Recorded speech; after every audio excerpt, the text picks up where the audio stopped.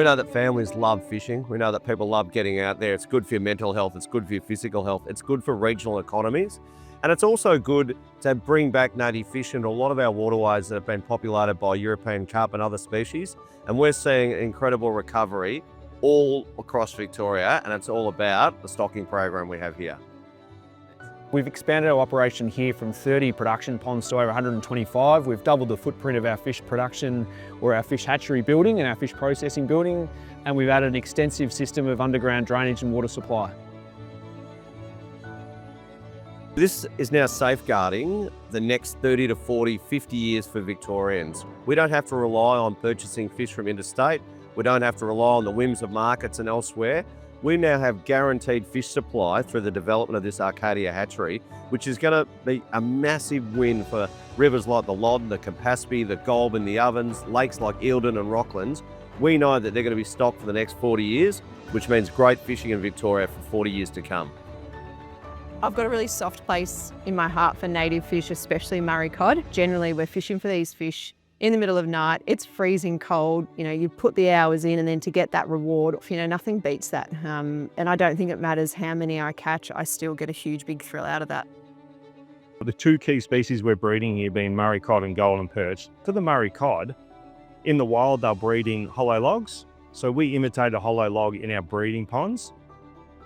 And then those hollow logs, as in a nesting box, we bring those eggs into the hatchery here, into the incubators behind me, and grow them out. Once they've been in the incubators for 9 days, that they go into larval trays, and then they start feeding on small Artemia before they're put out in the plankton ponds. I guess what makes this world class is that we've picked the best elements of all the fish farms in Australia and around the world and tried to incorporate them into this property.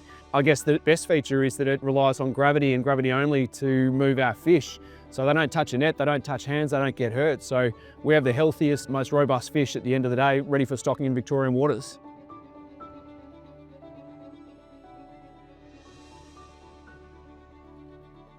Growing up, I didn't catch that many cod until I was about 13, 14. It was just only carp. We've seen that real transition shift now. So what we're doing is making a difference. And yeah, it'd be great to reflect on my children when they first catch their cod. The Victorian State Government has invested nearly $30 million into Arcadia, into getting it to where it is now. Lots of money has gone into the visitor centre and the visitor experience when people come into the ponds, into the hatcheries, into the new facilities, and that's a really massive investment. They've also invested an additional $5 million at Snobs Creek into the development of the Macquarie Perch Recovery Centre.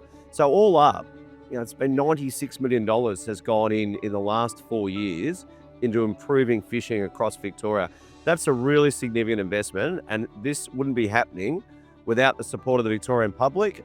And what we see around us today here at Arcadia is realising what that can achieve.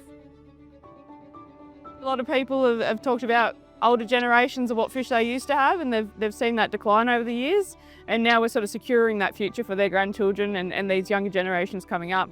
And they can know that we're working on this and we're putting the money towards it, and we're actually producing results and putting that back in for families in the future to be able to catch and have that experience with each other.